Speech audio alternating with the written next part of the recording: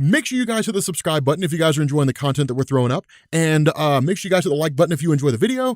And yeah, let's begin. What's going on, guys? This is Rob, and it is Thanksgiving week. Yes, it is. We are going to be filling our stomachs full of food and going Black Friday shopping, and I am going to Columbus to meet Mariah's extended family, and I am very excited. If any of you guys want to follow the experience, like when I'm actually out there and meeting her family, all that kind of stuff, go check out my personal Instagram at @IamRobJefferson. I'm going to be taking pictures over the course of the week, probably throwing some videos up. I'm very excited. So we're taking it easy this week, right? We're chilling, we're relaxing, we're going to take it easy, and we are going to cover one of my favorite stories over the course of the week, the Thanos Imperative. This story is amazing. Dude, I love this story. Oh my God, I love Thanos Imperative. Let's get into it. Let's skip over all the jargon and let's get into it. Okay, so Thanos Imperative is really like just one of the stories in a long line of stories by Dan Abnett, right? See, this is why I always tell people the Marvel cosmic landscape under Dan Abnett, which started with Annihilation, was amazing. And it's like this ridiculously amazing untapped resource for the Marvel Cinematic Universe. You guys don't understand. In the MCU, like imagine movies like Infinity War and Avengers Endgame, right? Imagine movies like that, except every movie was like that. And that's what the cosmic thing was, right? You go from Annihilation into Annihilation Conquest, into War of Kings, Realm of Kings, and then you go into Thanos Imperative. You go into like all these amazing stories, and every one of these movies would feel like Avengers Endgame and like Avengers Infinity War. It's ridiculously awesome. But all this comes out, doesn't really even come out of Annihilation. It all really comes out of the War of Kings, right? In the sense that you had Gabriel Summers Vulcan, the third Summers brother, who's this Omega level mutant who basically took off into Shi'ar space after learning that the Shi'ar Emperor Dakin was the one responsible for the death of his mother. And where Dakin had more or less been defeated by that point, Vulcan basically usurped control of the Shi'ar Empire itself. This coincided with the Inhumans, who basically went into conflict. Really, Black Bolt engaged in an honorable battle against Ronan the Accuser for leadership of the Kree, and ultimately Black Bolt proved to be successful. And so what you had Vulcan leading the Shi'ar, Black Bolt leading the Kree, and then the two groups came into odds when the Shi'ar wanted to expand its sphere of influence outside of its own existing galaxy. And so as a result of that, you had this massive conflict that took place called the War of Kings between the Shi'ar and the Kree Empire led by the Inhumans. And in the midst of that conflict, you had this detonation of a bomb that created a rip in the universe, right? It was called the Fault, is what it was referred to. And the result was that not 100% sure what was on the other side. What you got were two things that went on. The first was this kind of guard post, right? Like the Fault was turned into somewhat of a guard post in the sense that like a garrison was left there to monitor the Fault and make sure nobody went in and nothing came out. The second stage was to send in various reconnaissance things, right? To either go in there directly and take a look around, or to send in various drones, different things like that, but to understand what was on the other side. And so what they ended up learning was that on the other side of the Fault was called the Cancerverse. Now, those are guys who are reading I think it's either Annihilators or Annihilate. It's one of the stories that Marvel, it's like a comic Marvel just released recently with the Return of the Century that features the Ravagers. That's basically where all this comes from.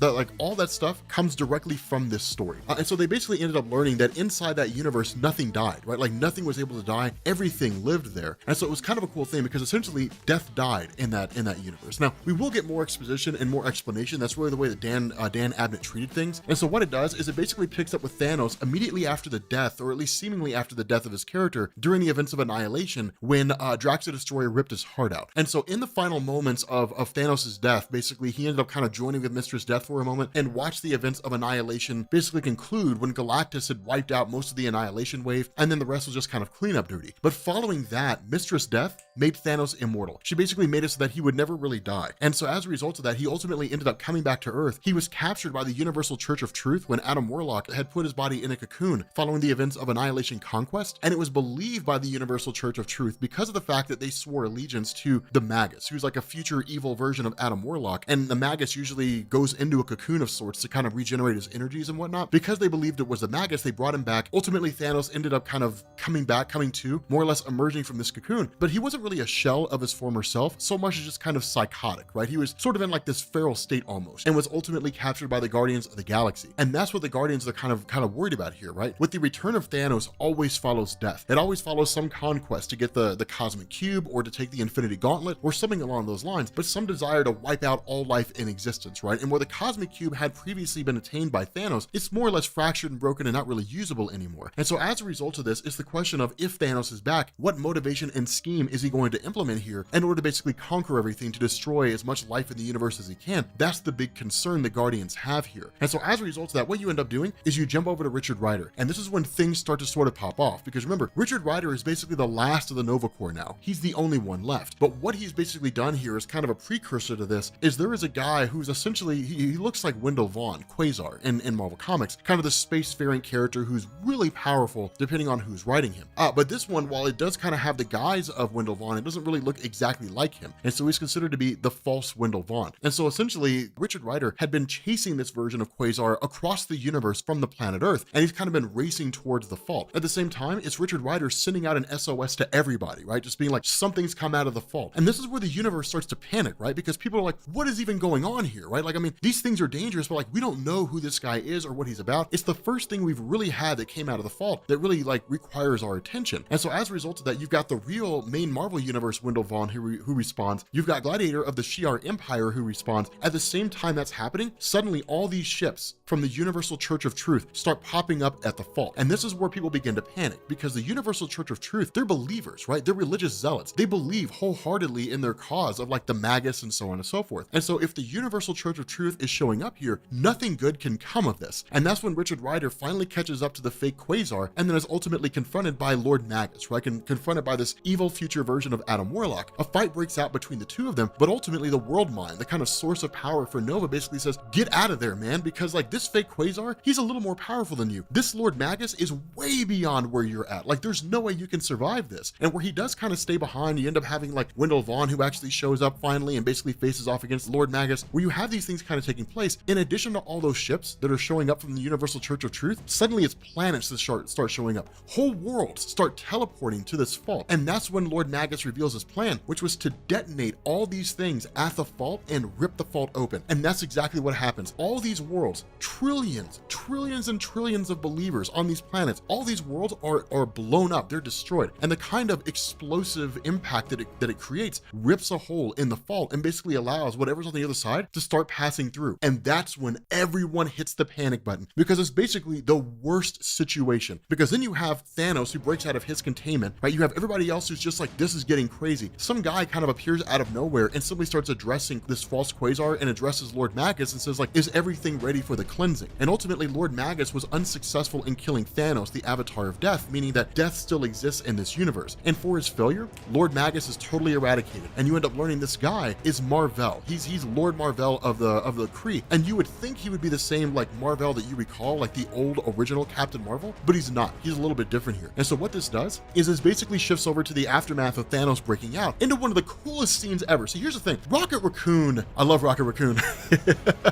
Rocket Raccoon in the comics, dude, he is hardcore. When Thanos starts going on a rampage, starts attacking everybody, like Captain Universe and so on and so forth, ends up attacking Peter Quill and almost kind of really starts to choke him out, like almost starts to kill him. Rocket Raccoon basically says, let him go. If you don't let him go, I'm going to take this basically like Rampart Arms phaser cannon. I'm going to fire this thing at you. And while you're not at full strength, this thing's powerful enough to knock you unconscious. And when that happens, I'm going to put you in a cryogenic chamber, and then I'm going to drop you into a black hole. And you are going to spend the rest of eternity experiencing endless life. And it's one of the most beastly things ever, right? Because like Thanos worships death, right? He hates the idea of living. He wants to die. He's been cursed with immortality by Mistress Death at the moment, so he can't die. But it's like the worst case scenario for him, right? To live for eternity. And so it's just like, I'm going to give you the one thing you fear the most, which is endless life. And ultimately, like Thanos ends up backing off, and then you end up having Moondragon and Mantis who use their powers. Now, for those of you guys who are unfamiliar with Moondragon, and that's probably a lot of you guys, she's Heather Douglas. She's the daughter of Drax the Destroyer. And the way this played out originally in Marvel Comics is that Drax the Destroyer was a guy named Arthur Douglas, who alongside his wife and his daughter were basically on Earth when Thanos initially launched an attack, and ultimately they were killed in the conflict, or at least Arthur was. Heather was believed to have died, but where Arthur was basically resurrected as Drax the Destroyer, the father of Thanos ends up taking Heather and then training her in her powers of telepathy and hand-to-hand combat, and then ultimately she went forward as Moondragon. But in addition to all this stuff, this is when everything really begins to pop off, because where this rift is now ripped open, suddenly all these ships come pouring out, right? Like all these vessels come pouring out, and it's one of the craziest things, because you have Medusa of the Kree Empire who's leading it now, right? Like Medusa of the Inhumans. She's like, this is an SOS out there to anybody who can hear us. Help us!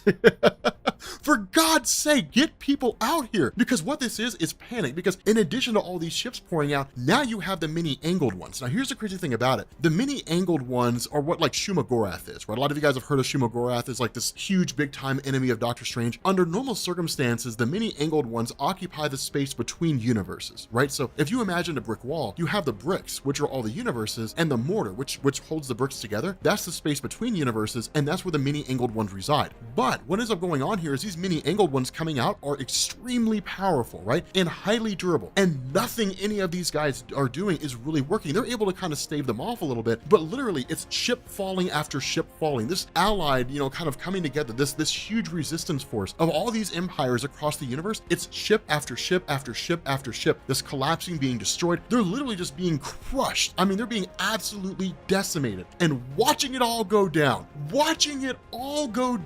is the Silver Surfer. It's one of the coolest things ever. So what you end up doing is you end up switching directly over to Mar-Vell, talking to this Cancerverse version of Quasar. But what ends up happening here is Mar-Vell is just kind of like, we have to basically spread our universe. And that's when you kind of learn that what's going on here is that at some point in this universe, Mistress Death died, right? Death was killed. But because Death doesn't exist, basically things existed endlessly. Nobody was able to die. Now, over time, they began to grow corrupted. And again, all this explanation will be given to us once we get into kind of like the full on, like, here's what's going on with everything. But as a result of that, without anything being able to die, what happened is exactly what you would expect to happen. The universe became overpopulated. And because the universe became overpopulated, what this meant is that it was literally filling to the brim. And so with that in mind, what they've done by this rift being opened up by Lord Magus on behalf of Mar-Vell from the Cancerverse, it basically allows this Cancerverse universe to spill into the main Marvel universe and to kind of create this sort of universal conquest. That's really what they're doing, is they're using these kind of faults, these means to access one universe after another to kind of spill out and just kind of continue on throughout these different universes. More so than that, the overall goal of Lord Mar-Vell is with every universe he gets in to kill Mistress Death in that universe so they never have to worry about dying. And that's kind of what's going on, because suddenly Peter Quill is the one who figures it out. Now here's a funny thing. In the Marvel Cinematic Universe, Peter Quill is not really an idiot so much as just kind of like almost like the class clown. In the comics, Peter Quill is awesome. Like, dude, he's one of the coolest guys. Like, dude, he's got it together. He's a great tactician. Like, the guy is legit. It wasn't really until you got into the Guardians of the Galaxy film that you saw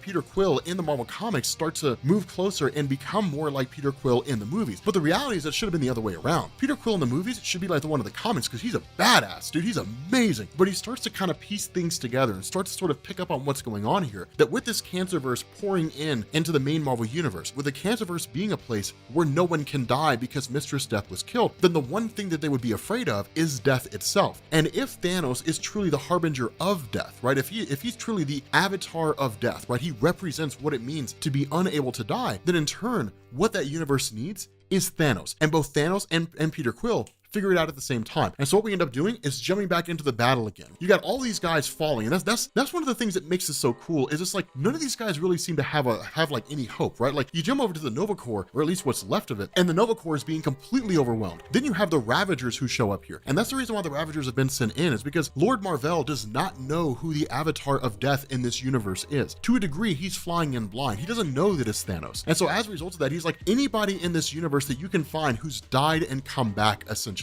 bring them to me, right? So one of the first people they go after is Namorita, right? The cousin of Namor the Submariner, who currently serves on kind of like the spacefaring superhero team. But the idea is that she's died and been brought back before. And so because of that, she may very well be an avatar of death, anybody who's been touched by death in such a way. Now, the Ravagers themselves are insanely powerful because you're talking about beings who can't really die insofar as Mistress Death in their universe doesn't exist. They can still die here, but because of the fact that they've basically been so long without dying, their durability, their strength have been enhanced multiple times over. So they're much stronger than their main Marvel counterparts. And this is shown when they basically decimate this team in no uncertain terms. They grab Namorita and they teleport out. They're just like gone, right? They end up yanking back out again. And so that's kind of the funny thing, because then you switch over to Thanos, and Thanos is kind of like, okay, so looking at everything that's going on here, looking at everything that's transpiring here, we have to find a way into that universe. I don't really care about any of the stuff going on. We need to find a way to get me into that universe and to introduce death to that universe. The problem with this is because Thanos is the avatar of of death, his enemy is life, right? So the best way to think about this is like the Green Lantern weakness to the color yellow, to the yellow impurity, is really kind of what this is in relation to life and death with regards to Thanos. And so when he gets into this universe where it's brimming with life and nothing can die, he basically passes out. And ultimately, you know, when this team arrives in here, Star-Lord and Drax the Destroyer, Gamora, so on and so forth, they're met by another team of the Ravagers, which consists of Valkyrie, Black Panther, Shuri, as well as Doctor Strange and the Incredible Hulk, who looks like one of the coolest versions of the Hulk ever,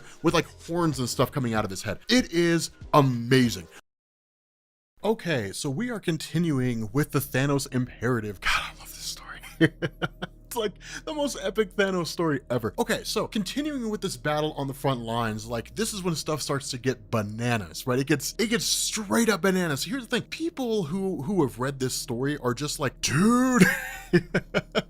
Issue number 2 is when it gets crazy. It gets absolutely crazy. I really hope you guys are digging this, but of course you initially pick up with Richard Rider, right? Now here's the thing. This is why people who were fans of Richard Rider, there were only ever 2 generations of fans when it came to Richard Rider. People who were fans of him originally when his stories first came out, which are old fans, or people who picked up with the cosmic landscape from Dan Abnett and Annihilation, who became fans at that point. And it's why people love Richard Rider so much, right? Because this guy goes in when it comes to like facing off against these various foes and different things like that. And for the most part, he's able to hold his own, but like the front line is falling rapidly, right? Like it's literally crashing down around them. Like these many angled ones are just too difficult to kill. If it was like any other normal circumstance, this fight would have been over pretty quickly, where at the very least these guys would be able to hold their own, and it wouldn't really be a stalemate so much as them pushing back the tide. But like these many angled ones are just too difficult to kill because they're just so powerful. And so where some of these guys get obliterated, suddenly the Silver Surfer comes out of nowhere, right? Like comes out of nowhere, punches open the mouth of one of these things, and then like when he's asked by Nova, like, are you on our side? The Silver Surfer's like, no, I'm just a herald. Forces have been assembled. And that's when you get like Galactus, you get Aegis, you get Tenebris, and you get all of the Celestials. Okay, so a little bit of history here for those of you guys who are unfamiliar with Aegis and Tenebris, because you're probably like, who in the heck even are these characters? They're hugely powerful, right? Like they're wildly powerful. They were powerful enough to go toe-to-toe with the Silver Surfer and even fight Galactus too a bit. But the idea was that at the beginning of all things, and this is something to kind of keep in mind, right? We've talked about the origins of the universe and the beginnings of life and different things like that, and there's different versions of it, right? The Asgardians have their own origin of the universe. Al Ewing and the Ultimates formed his own origin of the universe and different things like that. But at the time that this story came out, this was one of many origins, right? So you can kind of take it or leave it. But at one point, there was a being called Diableri, I think is what his name was. And he was one of what were called the Promeal gods. And Aegis and Tenebris stood alongside him, along with a host of others. And the idea was that these beings were mostly prime movers, is really what they were, insofar that their job was to basically set the universe in motion to where life would start to form and different things like that. Now, again, we've talked about it different origins, how like the Celestials were the ones that did that and so on and so forth.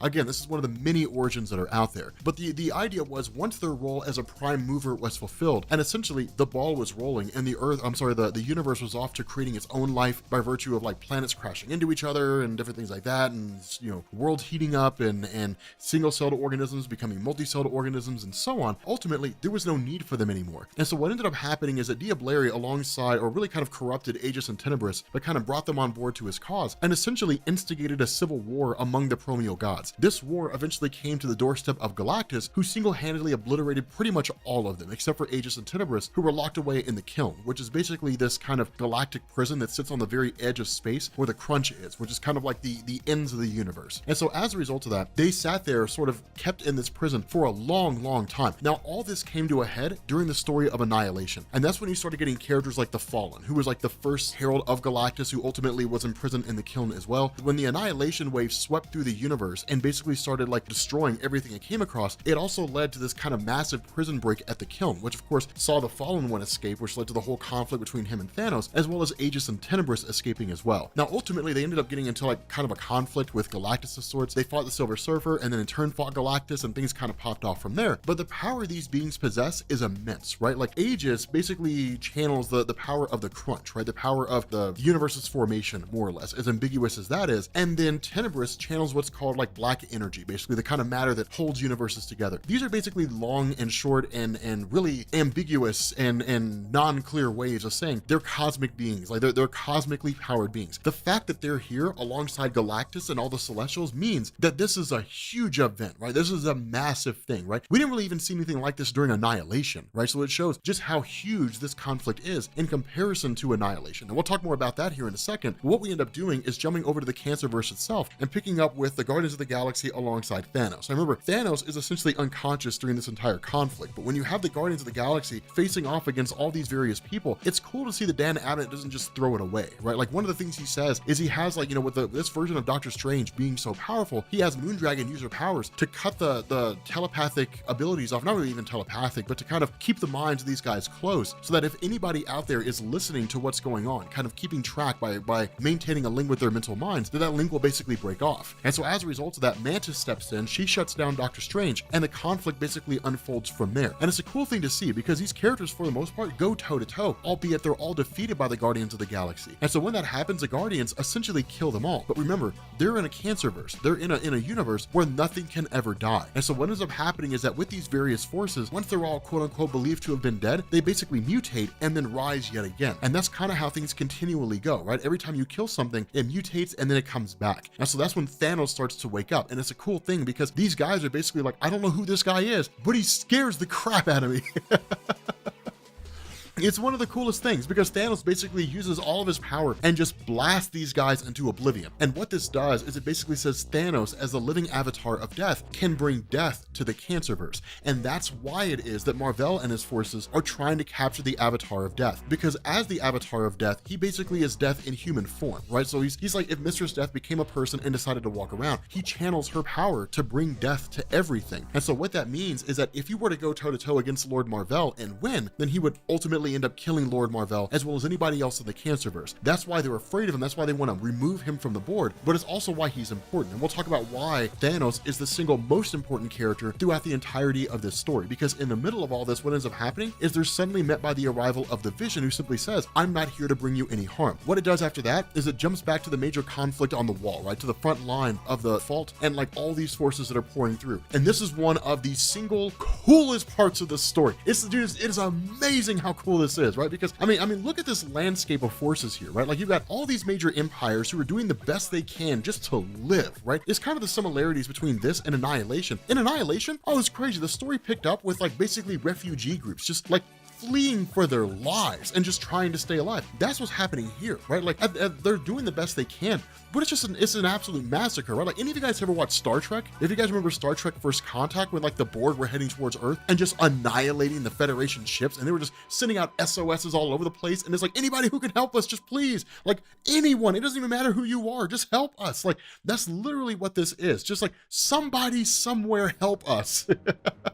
And so you have all these various forces coming in, but it's kind of a funny thing because one of the things that's commented on by Nova as well as Wendell Vaughn is that like the fact that these entities are here, the fact that cosmic entities have stepped in really shows the significance of this event that's going on here. And what this means is the Silver Surfer kind of chimes in and he says, it's not just this universe. The reason why the cosmic entities are here is because it's not just this universe that's at stake, it's all the universes that are at stake as well. Now, here's the important thing to understand, and this is the question people are going to ask: where is the living tribunal in all of this, right? Because you would think if one universe managed to invade another universe, that ultimately the living tribunal would step in and say, there's a magical imbalance here. No, that's not the way it works. Because remember, the living tribunal's job is not to keep universes separate. It's not to keep universes from crossing over with each other. The living tribunal's job is to maintain magical balance, right? To maintain magical energy there. And so in this circumstance, the Mistress Death, because of the way that she was killed and because of why she died in the Cancerverse universe, which we'll talk about, what this basically means is that like the natural order of things was more or less maintained. That where the Silver Surfer says their actions are unnatural, it's not true, or at least it's not the case as it pertains to the living tribunal. But the reality is, if a universe can't maintain itself against an external force, then the universe will succumb to whatever that external force happens to be. It's the natural order of things. The weak make way for the strong. It's how things have always worked. It's the rule of logic the living tribunal applied when it came to Thanos using the Infinity Stones and then wanting to take over the role of Eternity, right? During the original Infinity Gauntlet story. If Eternity wasn't powerful enough to maintain its role, then Thanos would replace it. And that's basically what's going on here, albeit from one universe to another, as opposed to from one galaxy to another or one planet to another within a universe itself. And so that's why things are so huge, is because in the midst of all this, what you suddenly have is this kind of coalescing, right? This kind of coming out with regards to some entity or some force passing through the rift itself. And when everybody starts to look up and everybody starts to panic and everybody starts to freak, wondering what this is, we end up finding out they have every reason to freak out, because what's coming out of this giant rift is the Galactus engine. Okay, so continuing on with our coverage of the Thanos Imperative, we get to the moment you've all been waiting for. The origin of the Cancerverse. How did it all start? How did we get to this point? I imagine a lot of you guys are really wanting to know what's going on. So, before we get into that, we pick up with the aftermath of the Galactus engine. And again, this is one of the coolest things. And what really shocked me when I first saw this was just how huge the Galactus engine was, right? This idea that it absolutely dwarfed like all the cosmic entities in size. But the funny thing about this is that you have like Nova and you have these guys who are really like fighting this fight and watching this whole thing go down. And in their minds, they look at the Galactus engine and it doesn't really look like it's doing anything. But the comment of the Silver Surfer is it's fighting all the cosmic entities on a different plane of existence. Now, this is why this matters. This is one of the things that you get into when it comes to the cosmic entities, right? The cosmic entities, as you perceive them, don't really exist that way. They do, but they don't. The cosmic entities are really more representations of concepts. They don't really have a true physical form. But when it comes to these conflicts with these cosmic entities, what they have are what are called M-bodies. And M-bodies are basically the physical form that cosmic entities take on that are given to them, is they go to a place called the Dimension of Manifestations. And this place is ran by a guy named Anthropomorpho. And Anthropomorpho gives them a physical body. Now, the other thing to understand here is that we don't really understand how time passes in the Dimension of Manifestations, but basically from the time they leave the main Marvel universe, go to that dimension, get a physical body and come back is instantaneous, right? Like it happens as far as the normal human or the normal being is concerned in the blink of an eye, right? It's that quick. But that's what you're basically seeing here. So what you're seeing is not really a physical fight between the cosmic entities and the Galactus engine so much as like a metaphysical fight, right? Kind of taking place on a higher plane. And that's why the entities are just kind of standing there, but this massive conflict's taking place because ultimately Aegis is the first one to fall. And so when she's destroyed, what you end up seeing, at least as best as people can normally perceive it, is you see like this giant being kind of break its way out from inside of her. And that's kind of how that goes down. It's a little funky and it's not what you would expect. It'd be a lot easier if it was just shooting lasers out of its eyes and hitting cosmic entities. But that was the nature of Dan Abnett writing, right? To kind of perceive it, to show it as you would normally see it. And so what this does is this goes directly into the origin of the Cancerverse itself. And what we end up doing here is picking up with Thanos and the rest of the Guardians of the Galaxy when they arrive in the Cancerverse's version of Titan. Now, this is one of the things that's kind of cool, because for the most part, it all really kind of seems to function in the same capacity. The difference here is that Vision was created on Titan. Vision was not created on Earth, right? So the indication here is that Ultron never existed, right? Because Ultron was the one who created Vision, who in turn was sent to attack the Avengers. The Avengers basically swayed Vision to their side, and then Vision and the Avengers defeated Ultron. Here, it doesn't seem to have been the case. Now, what we're basically given here, when Vision's talking to everybody, Thanos and Vision kind of come to this realization, right? Thanos says only one of two things possibly could have happened in this universe that led to endless life. Either it means life itself has somehow been empowered, right? So people have somehow found a way to make themselves immortal, or, and as Vision puts it, death was killed. And that's what you end up getting here. Now, the funny thing about this is you kind of have to read between the lines, and you have to read very closely to really understand what Dan Abnett's saying and what's going on, which is why I'm here. So what ended up happening in this universe,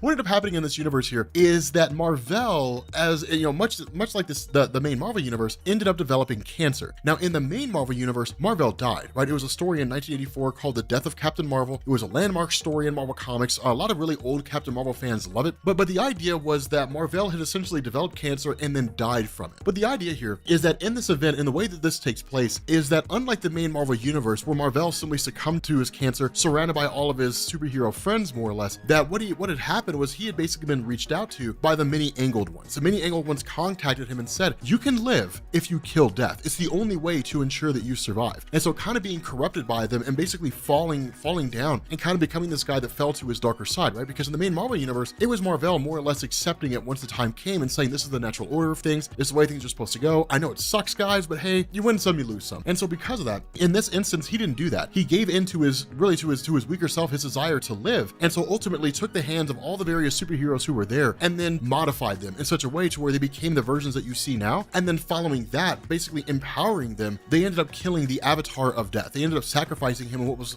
in a ritual called the necropsy, which basically led to its destruction. Now, we're kind of led to believe, because the ceremony took place on Sanctuary, which is the ship of Thanos, that in that universe, the Avatar of Death was Thanos as well. We're not explicitly told who it was. We're simply just told that the Avatar of Death was destroyed. The result here is that with this Avatar being destroyed, so too was Mistress Death. It had kind of a shockwave. Mistress Death died in this alternate reality, and the result was that nobody could die anymore. But the side effect of this, and what it did, is it allowed the many angled ones to pour into that universe. And when that happened, everybody became corrupted by their power, and everybody ended up becoming the most evil and dark versions of themselves, hence the reason why you see them acting the way that they do. And so that's how this entire universe came into existence, is because death was basically destroyed in an alternate reality. Now, it's interesting, and it kind of flies in the face of conventional wisdom, because what we've seen in the years following this story is that Mistress Death can't die, right? So during the incursions, the collapse of the multiverse, Jonathan Hickman's Avengers and New Avengers, Mistress Death was the one cosmic entity the Beyonders couldn't kill, so long as, you know, people could die and so on and so forth. Now, the reality is she kind of served the role as a plot device in that story. The multiverse had to end, and so it was kind of hard to destroy and kill everything in the multiverse if nothing can die, right? So it kind of made sense to keep Mistress Death alive on that score. But the fact remains here that ultimately the actions of Thanos and the Guardians of the Galaxy draw the attention of Marvel when a kind of messenger of sorts is received, in the sense that like their team that was there has essentially been destroyed, communication's been cut off, and of course Scarlet Witch ends up sending a team to investigate following that. And so the cool thing about this, and this is one of the reasons why fans loved Richard Rider so much, again kind of capitalizing what we had before, was that following the front line of the fall, right, following the destruction of Aegis, the fact that all these forces are there, for the most part it sent the entire United Front into retreat, more or less. Everybody panicked, right, because like a cosmic entity was obliterated now, and the question being asked was, if a cosmic entity could be destroyed by this Galactus engine, what chance does anybody else have? And so while they have kind of retreated, it's not really giving up, it's simply the Allied Council of War, right? It's coming together and saying, okay, what's the next step? What do we do now? Now, there's a lot of infighting that ends up going on there, right? Because Medusa is essentially like the new ruler of the Kree, since Black Bolt's out of commission and basically missing following the events of the war in Realm of Kings. So she's the one ruling in his stead, but she's a new ruler as far as anybody else is concerned. So the old kings don't really see her as somebody who's battle hardened or experienced, and don't really have a whole lot of respect for her. At the same time, you've got like Blastar, who's basically like a war chieftain, more or less. So he's fine with just pillaging and plundering everything. You have all these different ideologies in terms of how these guys function. And ultimately, where they're all squabbling amongst themselves, Richard Rider is the one who shows up and says, everybody shut up. We got to figure out what we're going to do here. And it's one of the cool things, because when it comes to these kind of war councils, these kind of war chieftains, more or less, that what it really comes down to is how authoritative can you be? How much command can you respect? And then like, do you have it together? And that's why Richard Rider, people who read his character, who picked up with Annihilation, loved him, because at the beginning of Annihilation, he wasn't really careless and reckless so much as a guy who was just there and didn't really understand the full gravity of how bad things could get. But then when the entire Nova Corps was obliterated, right? He was the only one left. He had to rise to the challenge. He had to rise and become like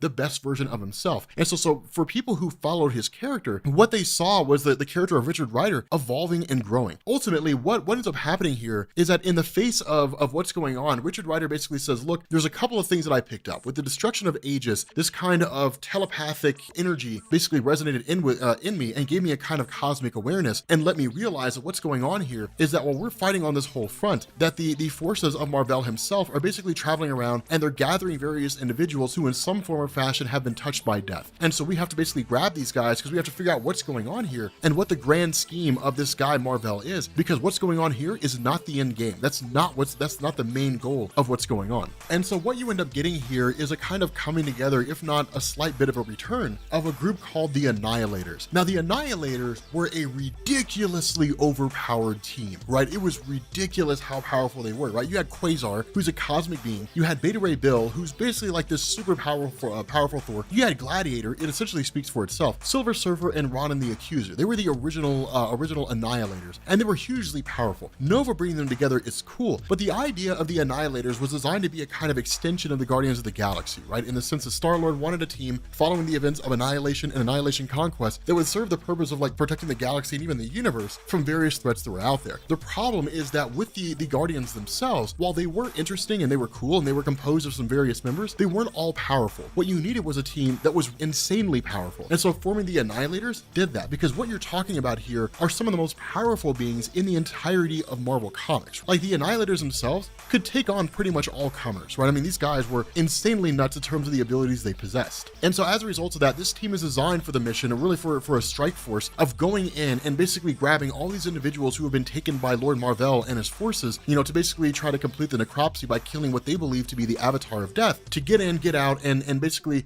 do what they can. And so following that, what you end up doing is jumping back to the Cancerverse itself. And this is when things go awry, because with everything that's happening here and everything going on, Thanos understands a couple things. The first is that going through with this mission to basically undo the necropsy, right, to bring death to the various forces of the Cancerverse, means going back to where it all started, right, where original necropsy took place on Sanctuary, and then essentially taking out Mar-Vell or whoever else they can by introducing death to them. But it may also be one of those things where there's no coming back from this, right? Like Thanos may actually end up dying here if Mistress Death decides to reverse her impact and make him mortal again. And so if that's the case, then what he wanted to do is basically settle all debts.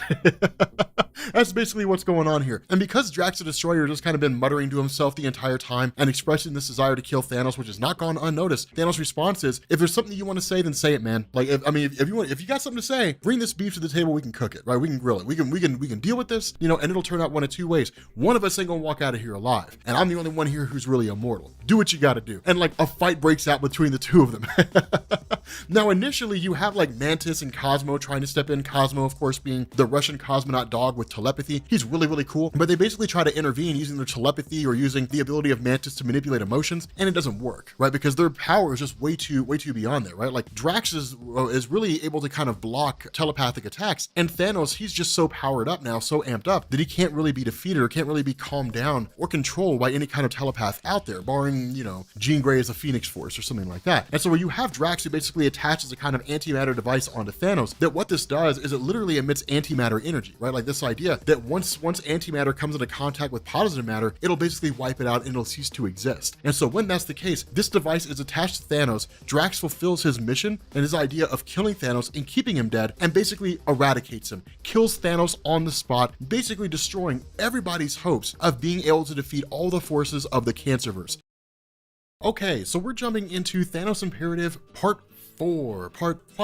And yes, so we continue on our journey with the Cancerverse and everything. Now here's a cool thing. This picks up in the main Marvel universe, which is actually where Mar-Vell and all his forces are at, and essentially joins up with them essentially like grabbing Namorita. Now remember, Namorita is one of many people they think are the avatar of death, right? And so at this point, it's, you know, tell us what's going on, give us your anomaly, right? And that's the idea here, is that those individuals who are either outside the space-time continuum, meaning they're not supposed to be in this universe because they come from like a different universe or something like that, or individuals who have been touched by death and return are considered to have anomalies, these sort of homing beacons to a degree that allow the Revengers, the members of the Cancerverse, to track them down, locate them, and then take them. The issue with this is that it's picked up almost immediately right off the bat when it comes to Mar-Vell, that Namorita is not the avatar of death, right? It's not her, but the idea is she can possibly lead them to the avatar or something along those lines. The issue with all this is that in the middle of it all, that's when the Annihilators arrive. And the Annihilators start unleashing all kinds of different problems. Now here's the cool thing, is we get these little cameos here and there, right? Like you basically get like the Ravager version of Venom, right? The version of Venom that can't die. And this Venom, of course, is, well, I guess kind of can't die. This Venom is more or less taken out by Ronan the Accuser. You get the Ravager versions of the X-Men, right? So like the Cancerverse versions of the X-Men. The funny thing about this is that this version of the X-Men actually shows up in War of Realms, the Imperial Guard, but it's kind of a quick little thing. It's not a great big huge thing. I mean, it is to a degree, but seeing the X-Men is not nearly that interesting. It's not what you would think it would be. But essentially, all these forces of Mar-Vell are dealt with quite readily by the Annihilators, because again, you're talking about a vast amount of power being used. Now remember, these guys can't truly die. So what they do when they destroy them is they more or less incapacitate them, and then ultimately all these different foes will return. The problem with this, and what really seems to come to a head here, is that ultimately Mar-Vell begins to pick up on the fact that essentially Thanos was killed inside of the Cancerverse. And so him having the kind of connection to the Cancerverse that he does, he immediately realizes what's going on and then says, like, the Avatar of Death, the reason why we can't find him is because the Avatar of Death is in our universe. He's not here. And so they basically say, like, let's go, like, let's teleport away. So they end up teleporting away directly to the Cancerverse itself. The funny thing is that we saw Thanos die at the hands of Drax the Destroyer, but remember, Thanos can't die. And so this really kind of answers the question, what happens when a person is banned from the realm of Mistress Death and then essentially dies through conventional means, right? Like what happens to them, like with something like this, when their body is totally disintegrated? The result is that their body reforms. Now there's precedent for this, and this comes from the story, or really comes by way of the story, Funeral for a Freak from Deadpool, right? So to sidetrack here for a second, Deadpool was ultimately cursed with immortality by Thanos himself because of the fact that Mistress Death was in love with Deadpool and she wasn't in love with Thanos, right? So Thanos, being angry about that, cursed Deadpool with immortality, so that when Deadpool was destroyed and all that was left with his hand, his body regrew from his hand, right? So that's where this really comes from. That kind of laid the groundwork for this sort of situation. Now, it really kind of depends on who's writing the story. When you looked at Thanos having been cursed with immortality immortality, and then you had the events of like the incursions and the collapse of the multiverse. When all that came to an end and Thanos was quote unquote destroyed by God King Doom during the events of Secret Wars, he didn't really die because he couldn't go to the realm of Mistress Death, but he didn't reconstitute. Instead, what ended up happening is he was banished to a realm that was basically oblivion. It was a place beyond the entirety of the multiverse. Just this giant empty void is really what it was. And so because of that, when the events of All New, All Different Marvel took place and Thanos returned during the Avengers stories, he literally broke out of that realm, that kind of giant void, and then showed up in the main Marvel universe, right? So it depends on who's writing the story. It's the nature of comics. There's no hard and fast rule here. It just depends on what's going on and how a particular writer wants to take things in a particular direction. But Thanos showing back up here, of course, he's pissed because of the fact that Drax killed him. And so it's like, okay, that's the kind of game you want to play, then let's play the game. And he just totally eradicates Drax the Destroyer, right? Just totally annihilates this guy and destroys him. And so in the aftermath of that, you have the Annihilators really kind of grabbing those individuals who have been taken by Lord Marvel. And when Lord Marvel and them had taken off, ultimately when the Annihilators are making their escape, Lord Marvel quite literally pops in and says one last thing and detonates the ship.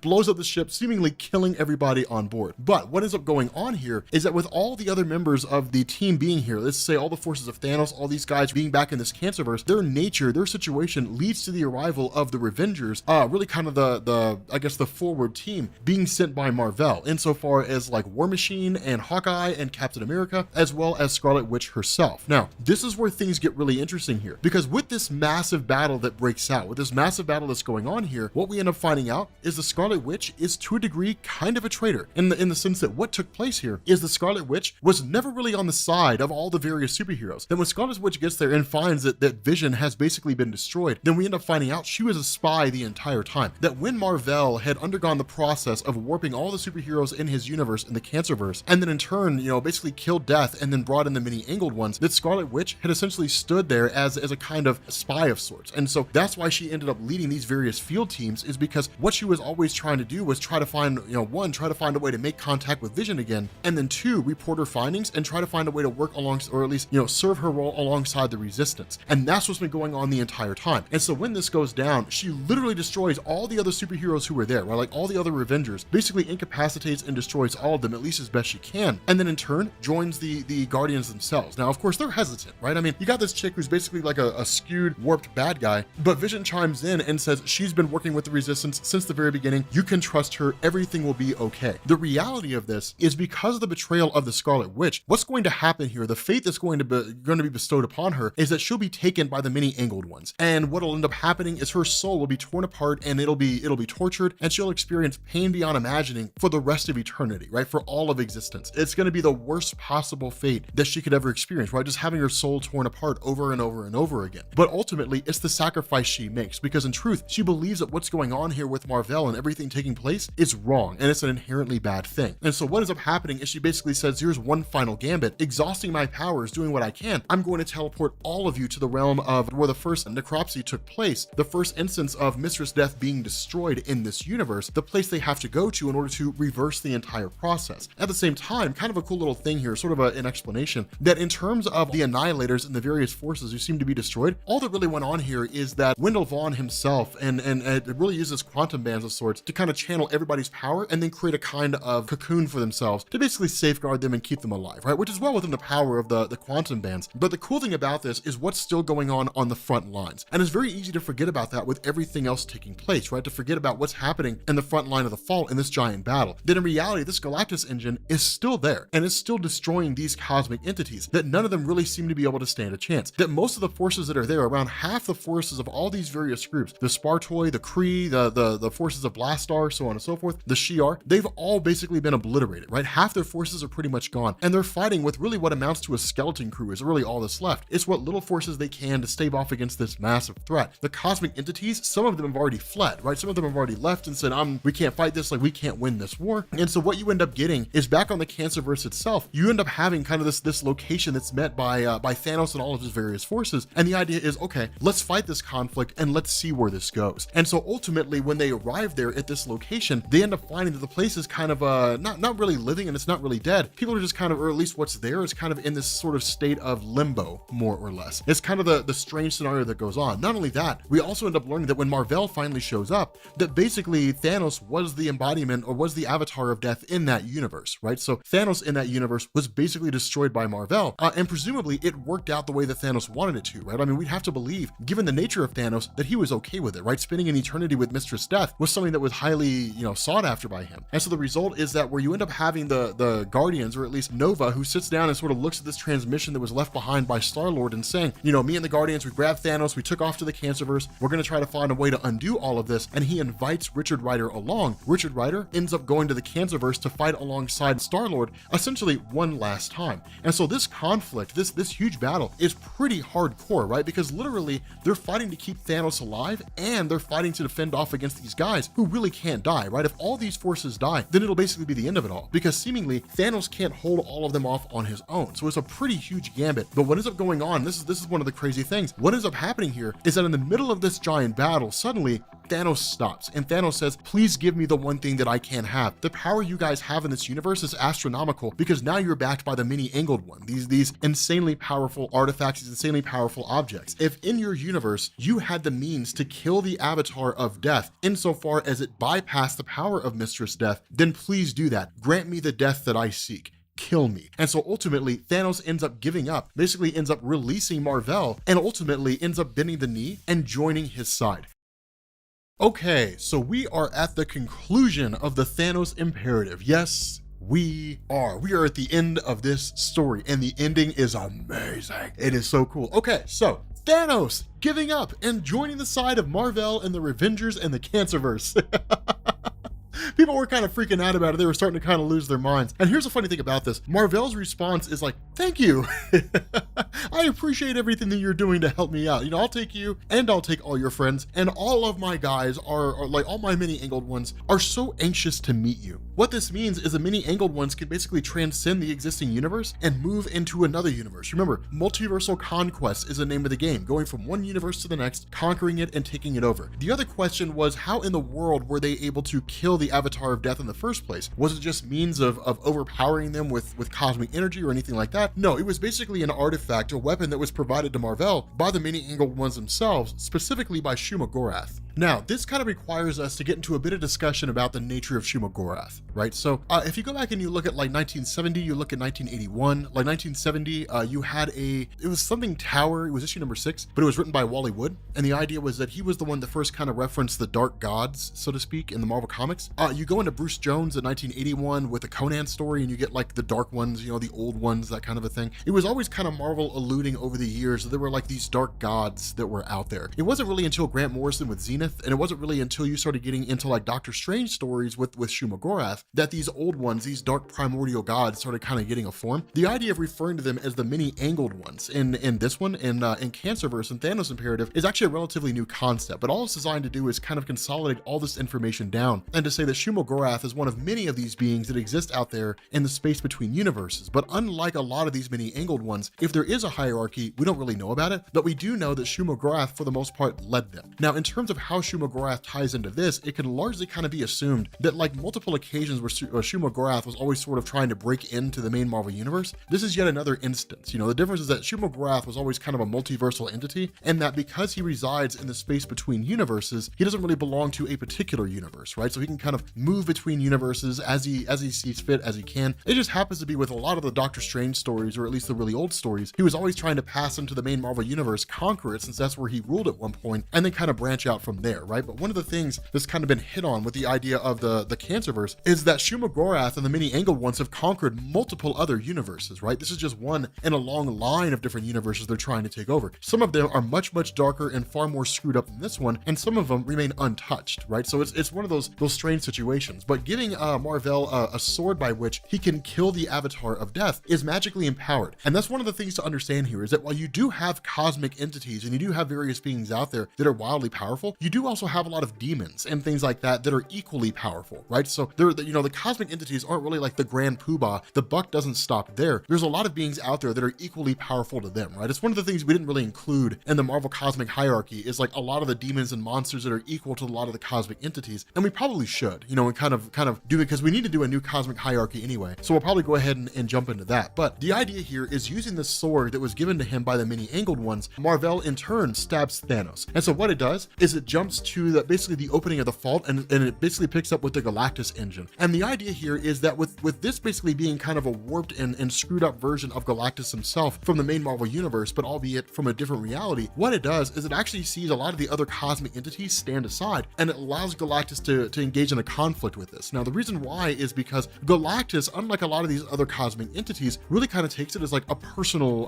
battle, right? A personal struggle. More so than that, Galactus really seems to be one of the few left standing. A lot of the other cosmic entities have either been destroyed or they've left. For example, Arishem, the judge of the Celestials, was destroyed, or at least seemed to be destroyed in this conflict. And so a lot of the Celestials have been obliterated. A lot of the other cosmic entities have been destroyed. Galactus is one of the last few standing. And so ultimately, what ends up happening here with all these other forces that are here, the Shi'ar, what they end up doing is saying, okay, then our job here is to focus on the Galactus engine. This is the single biggest threat that we have to face here. Everything else is cleanup duty in comparison to this, but this is the biggest threat because this is what can wipe out the cosmic entities. And sort of joining all their forces together and working to try to destroy the Galactus engine, at the end of the day, all they're really able to do is kind of offer some measure of aid, but they're not really able to do it on their own, right? Because it's just too much power for them to contain. And so that's the nature of the conflict. At the moment right now, it looks like all hope is lost. You have Thanos, who essentially joined forces and is sacrificing himself to Mar-Vell. You have all these forces, you have like almost all the cosmic entities who in a lot of ways have been destroyed. You've got Galactus, who's one of the few left. Half the forces that are there have been totally eradicated just by the forces of the Cancerverse coming out, not even the Galactus engine itself. And then once Galactus and the other cosmic entities are destroyed, then all these other forces will be wiped out. I mean, for the most part, all hope is lost here. It's bleak.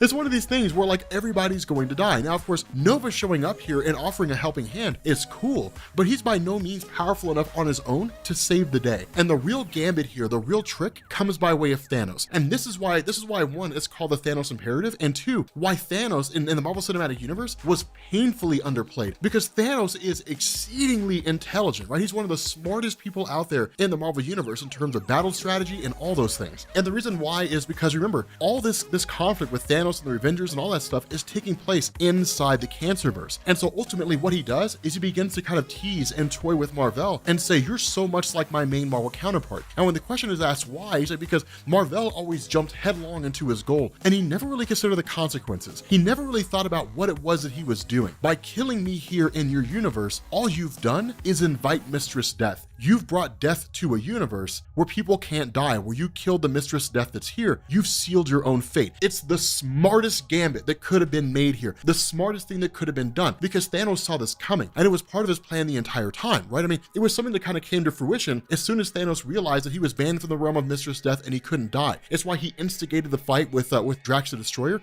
was to test that theory, was to test the theory, can he die? You know, as the avatar of death and as someone who had been banned from the realm of Mistress Death, what would happen if his physical body was destroyed? Would it reconstitute itself? Would he be kind of left as some sort of spiritual essence, whatever the case was? It was a huge risk to take, but that was the idea behind it, was to basically engage into a fight with Drax the Destroyer, let Drax the Destroyer kill him, and then see what happens. The fact that his physical body resurrected meant that Thanos himself could not truly die. His physical form would always return, meaning he could go to the Cancerverse, he could lead Mar-Vell to his location. If Mar-Vell was anything like the main Marvel Universe version that Thanos had fought so many times, he would have done exactly what he did. Thanos knew exactly what he would do, which is exactly what he did, and jump the gun. Celebrate in the fact that, oh my god, I finally got the avatar of death, let's kill him, and give no thought to like, what happens if we do kill him in this location? The smart move would have been to take Thanos to the main Marvel Universe and kill him there, because in that way, Mistress Death wouldn't have been teleported, wouldn't have been brought to that universe. But remember, it's the nature of Mistress Death as the person who gathers the souls of those who have died to travel to their location and to bring them to where they're supposed to be. It's exactly what ended up happening with regards to the original Mar-Vell. And so because of that, with this version of Mar-Vell having brought Mistress Death to his universe, she in turn kills him and then wipes out everything that's supposed to die, everything that's supposed to be cleared out. And because this is a universe where everything is supposed to be dead, even though it's not, ultimately the entire universe ends up getting wiped out by Mistress Death. It's all cleansed and it's all cleared out, right? Like everything in that universe is for the most part destroyed, or at least that's what it seems, insofar as the universe begins to collapse in on itself. All the members who were there as part of the Cancerverse, either inside the Cancerverse universe or in the main Marvel universe, are killed. The Galactus engine itself begins to be pulled back in. The many angled ones seem to more or less retreat or be eradicated themselves. Essentially, the day appears to be won.